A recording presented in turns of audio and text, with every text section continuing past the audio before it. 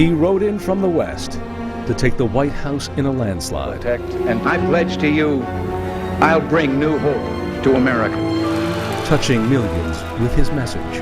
There's no question that President Reagan was among the greatest communicators we've ever seen. A man of rock-solid beliefs, challenging leaders to change the world. Mr. Gorbachev, tear down this wall. With the polish of a Hollywood actor, he could be both charming and disarming. You couldn't be in a room with Ronald Reagan without feeling good. Whether deflecting criticism with humor. I want you to know that also I will not make age an issue of this campaign. I am not going to exploit for political purposes my opponent's youth and inexperience. Or reaching out with compassion to comfort a nation. They prepared for their journey and waved goodbye and slipped the surly bonds of earth to touch the face of God. Even in his own toughest times, he believed in the support of the people and a country of power and pride. America really latched on to him for hope and for optimism and for rebuilding. A man who made a lasting mark.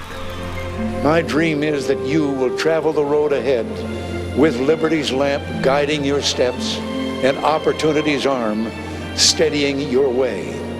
Remembering Ronald Reagan, his life and legacy. Here's Stone Phillips. He was the eternal optimist, a leader determined to convince a nation that it was morning again in America. Ronald Reagan swept into the presidency in a landslide. Through 2 terms in office, he would survive an assassin's bullet, a few political missteps, and a controversy over arms and hostages to become one of the most popular presidents in modern times. Here's John Hockenberry. We can meet our destiny, and that destiny to build a land here that will be for all mankind a shining city on a hill. Ronald Reagan built his political career the same way he succeeded in Hollywood, by being larger than life, promising America his own version of Camelot. To use a big 1980s phrase, Reagan made people feel good about themselves. And no president had really done that since John Kennedy. People yearned for that. Reagan spoke to an America riddled with self-doubt, failed presidents, one-term presidents, a superpower with a stumbling economy at home, pushed around overseas.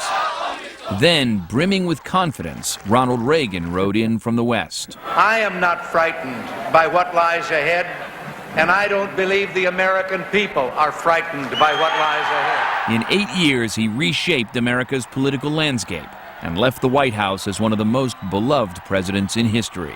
Reagan had enormous leadership quality. It's almost impossible to quantify. But to presidential historian Michael Beschloss, the Reagan years were not just about the power of a personality. Ronald Reagan faced some of the biggest challenges of the century. Whether you love Reagan or hate him, you have to say that this is one of the great, important presidents in American history. The Cold War ended, and Reagan turned American politics toward conservatism in a way that no one else ever had. America is back, standing tall, looking to the 80s with courage, confidence, and hope. The Reagan Revolution imagined the unimaginable. When poverty and welfare were at crisis levels in the 1980s, Reagan declared war on government and turned his back on the welfare state. In this present crisis, government is not the solution to our problem. Government is the problem. The centerpiece of Reagan's domestic policy was an enormous income tax cut. By the mid-1980s, inflation was down and the American economy was humming. Reagan shifted money out of domestic programs and financed the biggest peacetime military buildup in history. He supported armed struggles against communism the world over, from our own backyard in Central America to the far reaches of Asia and Afghanistan. Overseas, at the peak of the Cold War, he was perhaps its toughest general, imagining a world without communism, without a Soviet Union. They are the focus of evil in the modern world. His policies changed history and inflamed critics who claimed he did not grasp the complexity and contradictions in his own positions. But Reagan saw no contradictions. His feel for simplicity came from what seemed to be a basic sense of right and wrong, good and evil, and an old-fashioned idea. As a boy, I saw streets filled with Model Ts. As a man, I have met men who walked on the moon. I have not only seen but lived the marvels of what historians have called the American century. Quite simply, Ronald Reagan lived the American dream. He was born in 1911 in the heartland, the younger of two boys. His father, John, struggled against alcohol, and when he could find work, sold shoes. For many years, the Reagans were a rootless family. When they finally settled in Dixon, Illinois, young Dutch started to make a name for himself. He acted in school plays, lettered in football, was president of his class. It's been said young Ronald Reagan didn't let his studies get in the way of a good time. Still, after college, at the height of the Great Depression, with 1 in 3 Americans out of work, he rolled the dice with his smooth self-assurance and good looks and came up a winner, first as a sportscaster, then a Hollywood star. Don't worry about that. Goodbye, darling. After World War II, with 2 young children, Reagan's marriage to actress Jane Wyman ended in divorce. She thought he was boring, and his movie career faded. We think of him now as the charming man who led a charmed life, but the Ronald Reagan story ran much deeper than that. This was a complex person who learned to act at a very early age. If you go home to find your father having drunk and passed out, you learn how to compose yourself at a pretty early age. And Michael Bechlaw says that composure concealed a remoteness that lasted a lifetime. Ronald Reagan was a man of many acquaintances, but few friends. The great irony is that very close underneath this facade of great happiness and optimism was a man who in many ways was very sad and disappointed. Ronald Reagan married his second leading lady, Nancy Davis, in 1952, and this marriage would also produce 2 children. Nancy Reagan became her husband's best friend, closest advisor, and fiercest protector. There wasn't a love story like that one. Michael Deaver was a political aide and confidant of the Reagans for more than 20 years. There were lots of jokes about her staring gaze at Ronald Reagan. But I've always said about Nancy, if Ronald Reagan had owned a shoe store, she'd be pushing shoes. I mean, she was, it was more than a partnership. The marriage transformed the man. In politics, he was transformed as well. The one-time Roosevelt Democrat became a Republican crusader against big government and the Red Menace. The crusade for freedom is your chance and mine to fight communism. Reagan was elected governor of California in 1966. After 2 terms, he was proudest of trimming the state's welfare rolls, but is better remembered for the hard line he took against Vietnam War protesters. So help me God. Then in 1980, Ronald Reagan landed the role of a lifetime. The set was Washington, but the script was often Hollywood. I have only one thing to say to the tax increasers. Go ahead, make my day. Critics of his arms buildup painted Reagan as a reckless cowboy, a man with his finger on the nuclear button who could crack a joke, overheard by a nervous world. We begin bombing in 5 minutes. The Russians at certain moments in the early 1980s were genuinely worried that Reagan was thinking of a surprise nuclear attack against the Soviet Union. Of course, we know that this is silly, but in the early 1980s, the Soviets didn't always have the best command of what the Americans were doing. Through it all, Ronald Reagan quite literally stuck to his guns. But when the torch was passed to a new generation of Soviet leaders, the staunch anti-communist, the man who just a few years earlier had called the Soviet Union the evil empire, cautiously met Mikhail Gorbachev halfway. Dobayai, no provayai. Trust but verify. And whether by chance, by luck, or maybe because Ronald Reagan knew just what he was doing, the arms race was halted, and the stage was set for the end of the Cold War and the crumbling of the Soviet Empire. Mr. Gorbachev, tear down this wall.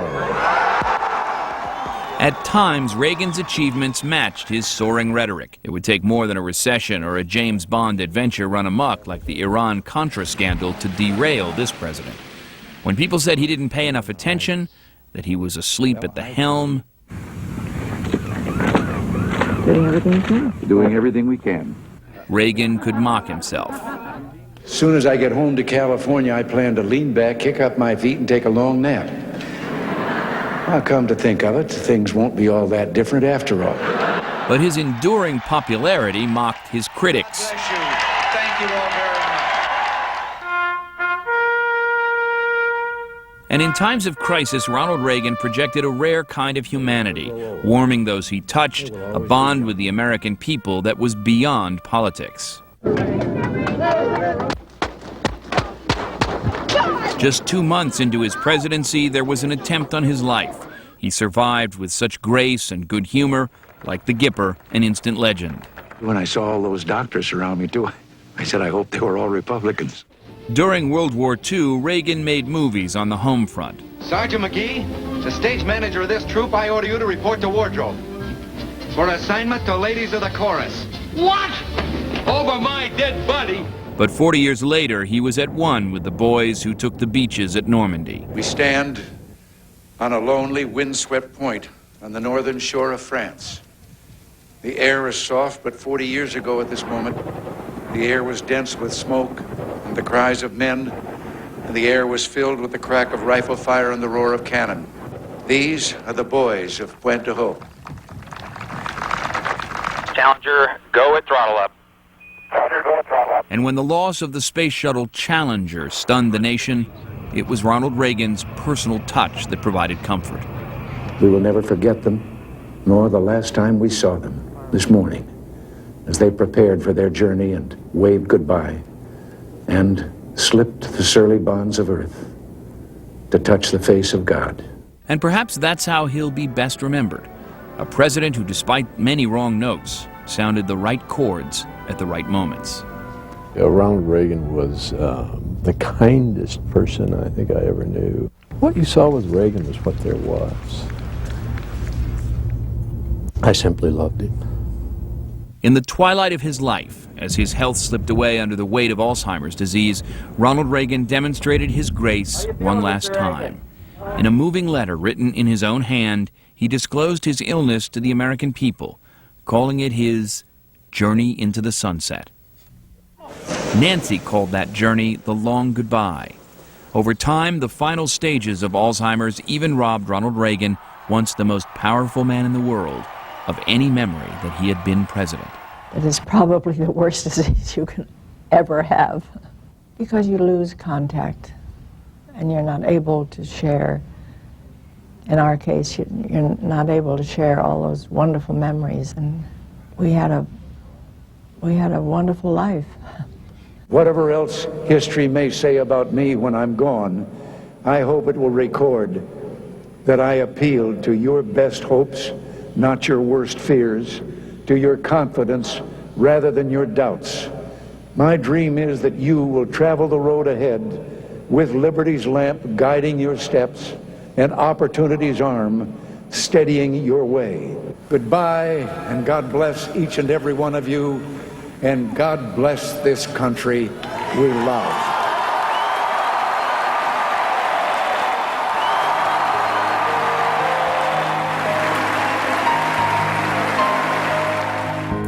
For every occasion, he seemed to have a quip, a quote, a story.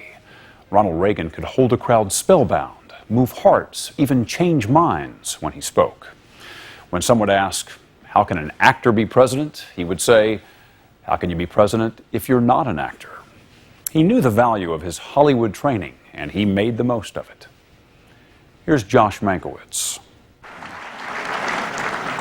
And he told me on the steps of the Capitol, at the time of the inaugural 4 years ago, he said, Mr. President, I want you to know I will be with you through thick. And I said, what about thin? He said, welcome to Washington.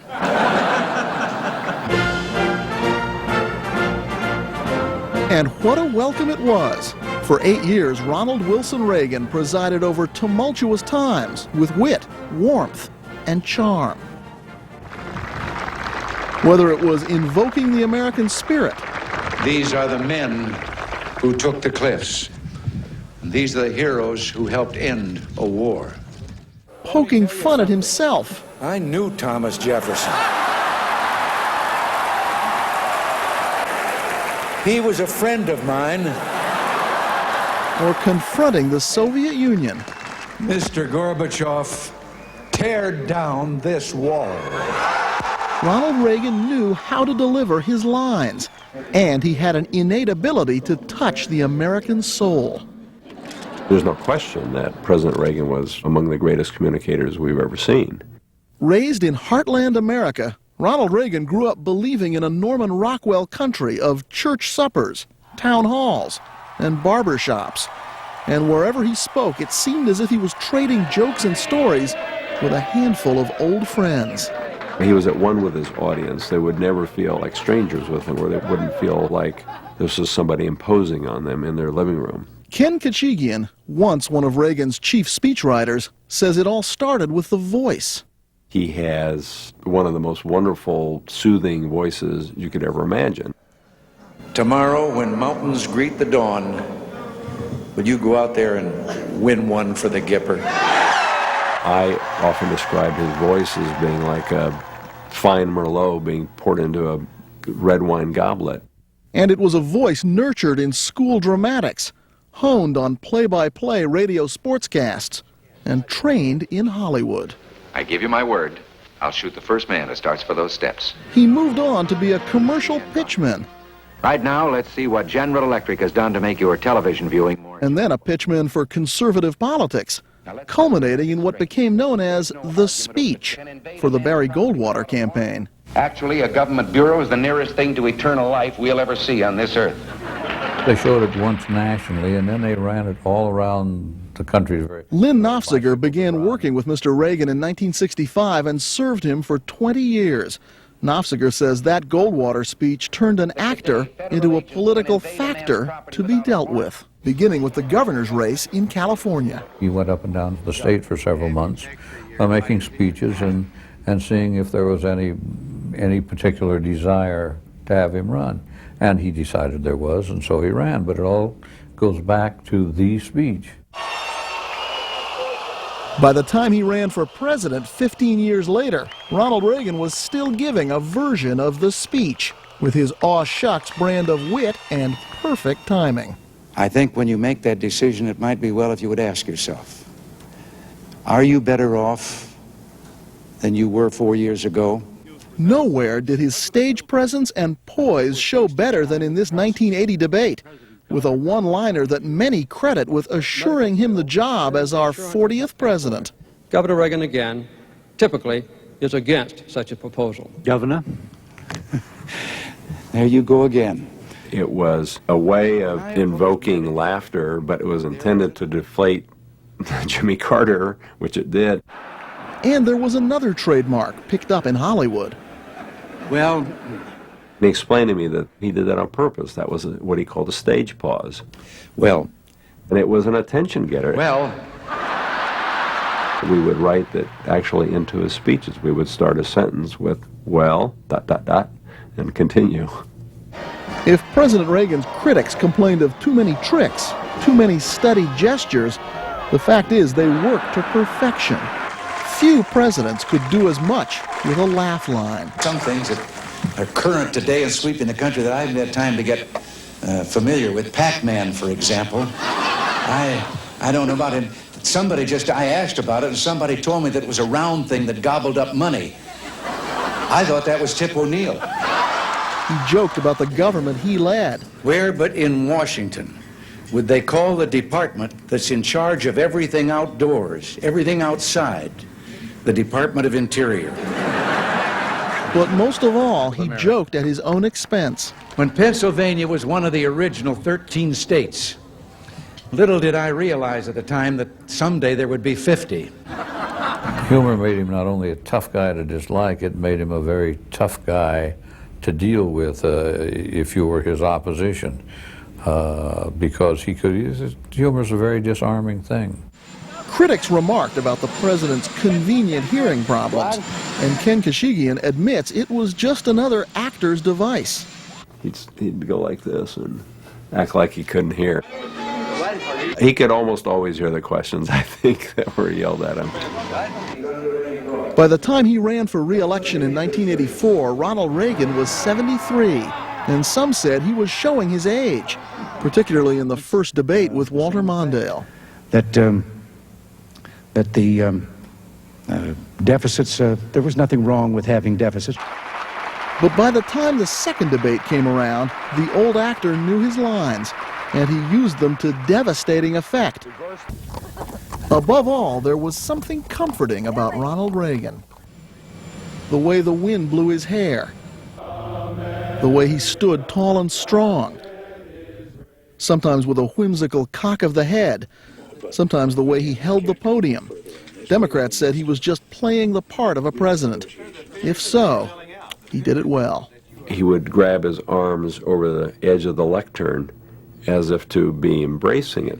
It said, this is not an intimidating presence. This is an open presence. This is a relaxed presence. But Lynn Nofziger says it wasn't just appearances that made the speeches work. It was the ideas that really mattered to the president. One reason he was able to communicate those bedrock principles is because he believed them. And in the 2,765 days of our administration, not 1 inch of ground has fallen to the communists. If you're trying to sell something you don't believe in, eventually the people catch on. President Reagan was a true believer. He believed in America and Americans. He was optimistic and funny and brave. His America was full of heroes and empty of doubt. Beside that torch that many times before in our nation's history has cast a golden light in times of gloom, I pledge to you, I'll bring new hope to America. Ronald Wilson Reagan was a surprisingly modest man, but he was also supremely confident. He knew what skills he had, and he knew how to use them. And most of all, he knew what he wanted to use them for. I want a nickname, the Great Communicator. But I never thought it was my style or the words I used that made a difference. It was the content. My friends, we did it. We weren't just marking time. We made a difference. We made the city stronger. We made the city freer. And we left her in good hands. All in all, not bad. Not bad at all. Before he was the nation's 40th president, Ronald Reagan appeared in 53 motion pictures. He was part of Hollywood's golden era, making a name for himself on screen as a matinee idol, then off screen as president of the Screen Actors Guild during the turbulent 50s. It would prove to be a perfect combination to prepare for a career in politics and to run for the country's highest office. Here's Mike Taibbi.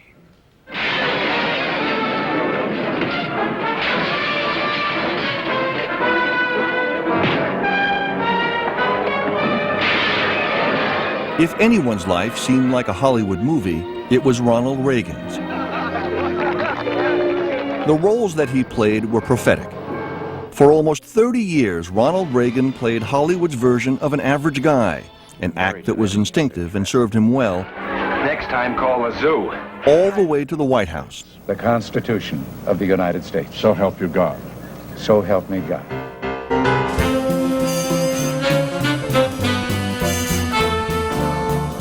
The year was 1937. Dutch Reagan had given up his radio job in Iowa, and like thousands of other strapping young men with good hair, good teeth, and good looks, he went to Hollywood to take his chances. He believed in everything he did. Andrew Saris is a film critic with the New York Observer. There was a kind of Midwestern, all-American, grainy, gritty determination. When young Dutch showed up at the Warner Brothers lot, Hollywood was in its heyday. Actors like Davis, Cagney, Bogart, and Flynn were all big names. They needed something a little catchier for Dutch Reagan. And they said, Dutch Reagan? And I said, my real name is Ronald Reagan. I'd never used the Ronald. I liked Dutch better. And They said, Ronald Reagan, hey, that's not bad. I got to keep my own name, Ronald Reagan. Angie Dickinson was one of Reagan's co-stars. He has the appearance of a very safe, but that's nice, honorable husband and all that. The good cowboy. The Reagan trademarks were a self-deprecating aw-shucks quality, leavened with a sunny optimism. They're safe. Let's go. And a pervading niceness, even when he got the short end of the stick. Tough luck, old man. Here, hold my horse.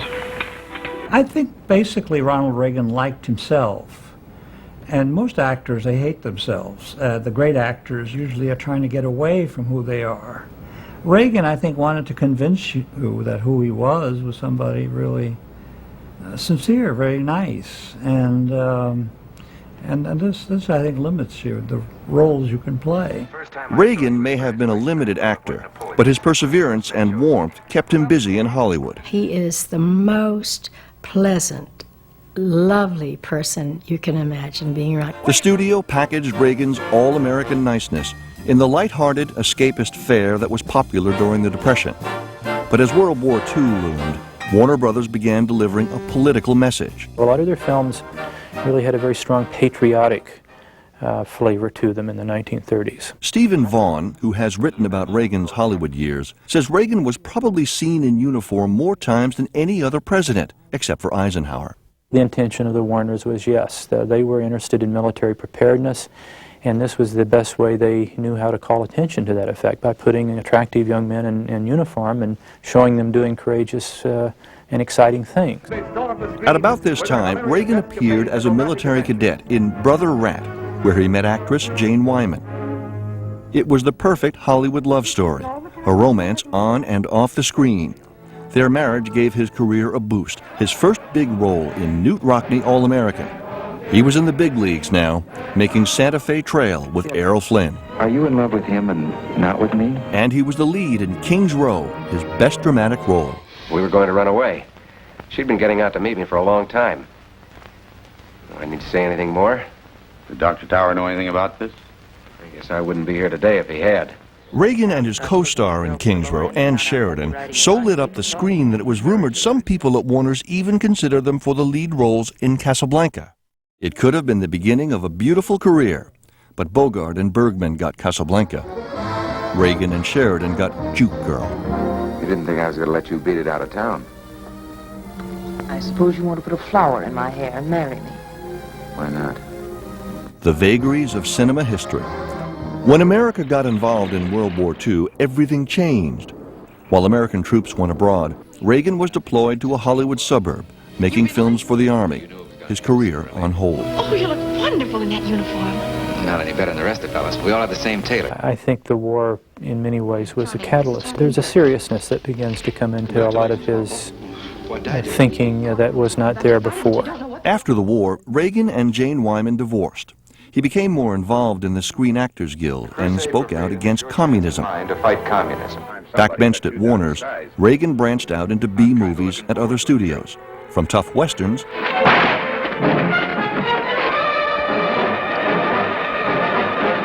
campy kids' films. What if I could teach this monkey the difference between right and wrong? Many of Reagan's political rivals would tease him for appearing with a chimp, but some film critics say that Reagan performed with commendable skill and composure. I think that his good nature comes through in coping with this situation. I don't think you'd win an Oscar for that, but maybe a Purple Heart. Film critic Jim Hoberman says Bonzo was a kind of unconscious masterstroke. He was always underestimated by rival politicians. They thought because he had been in something as ridiculous as Bedtime for Bonzo that he wasn't going to be able to get on TV, deliver a speech, and knock them out of the water. How wrong they were. Hollywood, it turned out, was a perfect political training ground, first through his presidency of the Screen Actors Guild. I think Hollywood is really where Reagan's political apprenticeship began. It was a place where people talked politics, they debated politics, they divided over issues. As for his film career, there were just a couple of acts left in the Reagan saga. One, a role he never wanted, an out-of-character tough guy in The Killers, originally made for TV. This was an out-and-out bad guy. and he does not fit that role at all. You get back to the hotel and stay there. I like it here. Does this guy even look like Ronald Reagan? He sure doesn't act like him. Every time I saw him when he was president, he never failed to say, "I'm so glad I didn't really have to hit you." The other part left in his fading film career turned out in a strange way to be the role of a lifetime, Hellcats of the Navy, the return of the real Reagan. No president could ever salute like Reagan, not even the ones with active military backgrounds. And no president ever romanced his wife, make that wives, on the screen. Wife number 2, Nancy Davis. It won't stay settled, Case. Time to go from the movies to find something else. There's a famous story that when he announced his candidacy for governor of California, his former boss, Jack Warner, said, no. Jimmy Stewart for governor, Ronald Reagan for best friend. Because those were the parts that he played. Once again, they underestimated the aw-shucks kid from Dixon. He would ride off into the sunset, and governor wouldn't be his last stop. He may have held the most powerful position in the world, yet Ronald Reagan had a rare ability to put people at ease, a formidable asset, whether he was dealing with the public or a political opponent. He brought the relaxed approach he showed around his ranch to the formal rooms of the White House, and there was a different feel at 1600 Pennsylvania Avenue from the moment he strode through the door. Here's Andrea Mitchell. With that, I think I'll have to get up and do what the little 9-year-old girl wrote me in a letter, which she said, now get to the Oval Office and get to work. He was warm and casual, Cap. passing around jelly beans at important meetings, joking with aides. Now, is it all right if I go get a drink of water? It isn't on the schedule. He had an anecdote for every occasion. One of the stories we're reading here about families, the little boy and his man asked him how many brothers and sisters he had, and he said 11. And he said, "My, that must be very expensive." And the little boy says, "No, we don't buy them, we raise them." People just liked to be around Ronald Reagan. We all wanted to be part of the Reagan team. He was a winner. He made people feel good. You couldn't be in a room with Ronald Reagan without feeling good. And he was so decent to everybody all the time. Walking up and down the halls in the White House. He'd never remember her name, of course, but he was so warm in greeting everybody. He just made them feel good. Former Senator Paul Laxalt, perhaps Ronald Reagan's closest confidant. He ran his presidential campaigns and remembers congratulating Reagan on his new job. I said, Ron, do I have to call you Mr. President now? He said, only in the presence of others. He said it in such a cute fashion it led me to believe that this fellow wasn't going to be changed at all by that White House, which has happened too often in this town. Ronald Reagan ran against Washington, in fact never caught Potomac fever. Laxalt had the job of introducing the new president to the ways of the Capitol, acting as a bridge between Reagan and the real politicians in Congress. Ron Reagan was always very uncomfortable around politicians per se. He just wasn't at ease in the situation. He was basically a Hollywood man. And the kind of man who'd take time to feed the White House squirrels. Old-fashioned, says former Chief of Staff James Baker. Some people say that he was a naive person, and in some respects he was. You know, he would sit down in the Oval Office and he would write out in longhand on a yellow pad every letter that he personally wanted to write to someone. That's not something people generally do these days. Reagan simply didn't care about the mechanics of government or politics. He was guided by a personal philosophy, a set of firmly held fundamental beliefs. He had an inner compass. He didn't look at the polls. He didn't care what the polls said. He knew what he believed in and where he wanted to take the country. I don't think in recorded history that we've ever had a president who was as apolitical as Ron Reagan. Not really interested in the process, not really interested in the mechanism or the personalities or the leaders or the big shots. Critics said he was short-sighted and removed. But Ronald Reagan was a big picture man, a visionary, his staff said, who communicated his ideas well and left details to others. But I'd like to hear your comments and your input now on what you'd suggest. Ken Duberstein served as Reagan's last chief of staff. He was not a hands-on manager. That's why the chiefs of staff were there. He was a primary color president. He wasn't the pastels. One of his great strengths as an executive was that he was secure enough that he delegated. And I said, how in the world can you do that? He said, I just find good people. I turn it over to them, and that ball is in their court. When it comes time for options to be presented to me, I trust those options, but I call the shots. He brought a more relaxed approach to the White House, working banker's hours. He set the prime example. Come 5 or 6 in the afternoon, unless there was something heavy, he was gone. But when it came to communicating his vision, Ronald Reagan trusted his gut instincts. In the midst of heated negotiations with the former Soviet Union, Duberstein remembers a turning point involving the president, Mr. Gorbachev, and a baseball. Reagan took the baseball, walked into the study, and explained the American idiom, do you want to play ball? And by taking the ball and throwing it up in the air, asked Gorbachev whether or not they wanted to play ball or do you want to stay on rigid ideological positions. And Gorbachev said, let's play ball. His advisors say that the genial, self-deprecating president was a master at negotiation. No one knew that better than the late Democratic Speaker of the House, Tip O'Neill. No hard feelings, old pal. It's a great two-party system we have. We gave our best and you outdid us. Tip O'Neill used to say, I don't like compromising with Ronald Reagan because every time I compromise with Ronald Reagan, Reagan gets 80% of what he wants. And Reagan would just sit there and smile. And that was his way of governing, standing firm, moving the consensus in his direction, and then ultimately winning. Trent, I just calling again. I wanted to, before any more time went by, thank you very much for what you did on our recent go-round up there. And when Ronald Reagan worked the phones to line up votes, he could be irresistible. He might not remember a congressman's name, but he could sure turn on the charm. And as for the press, You still maintain you didn't make a mistake, Mr. President? assigned to report and analyze and criticize. No, and I'm not taking any more questions. And the vast majority of the press corps, the media, really didn't relate to Ronald Reagan's agenda, but they really couldn't find a way to dislike him as a person, and they didn't. They loved him as a person.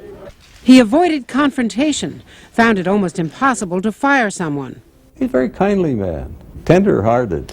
He was a wuss in a lot of, in the good sense of the word. He had a terrible time getting rid of people. And actually usually didn't. That was usually delegated. President Reagan believed firmly in loyalty up, loyalty down. Where the press would be beating up on somebody, he would say to us, politically it might be the best thing to do, but he said, I don't believe in throwing babies off the sled to feed the wolves. But you're not denying, sir, that there will be any changes in your staff? I'm not commenting either way. Even after the Iran-Contra scandal, Reagan couldn't bear to tell the man most of Washington blamed, Chief of Staff Don Regan, that it was time to go. The time had come to cut the cord, and Ron could no more bring Don Reagan and said, I love you, but you become an issue, and when a person becomes an issue, it's time to walk. He couldn't do that. George had to do it. At his farewell staff meeting in January 1989, Ronald and Nancy Reagan were sentimental. There just aren't enough words to thank you for all that you've meant to all of us and how hard it is to say goodbye. Elaine said I should say something, but I'll never get through it. See? Sure.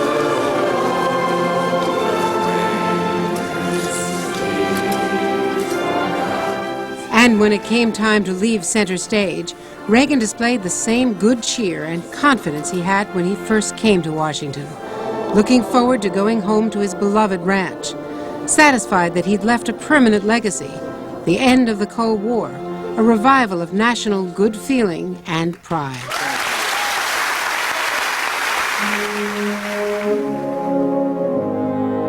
Ken Duberstein Silverstein rode back to California with the former president and First Lady. When we walked through the Capitol on a cold, cold day, we got on the helicopter and we lifted off of the Capitol and we did that ceremonial fly around Washington. And over the White House, he leaned over and tapped Mrs. Reagan on her knee and said, "Look, Nancy, there's our little bungalow. That's vintage Ronald Reagan and Nancy Reagan." And everybody teared up. And so, goodbye, God bless you, and God bless the United States of America. Thanks for watching. If you'd like to help us produce more compelling historical content like this, please like, comment below, and share this video with fellow history buffs. And of course, be sure to subscribe to help keep history happening.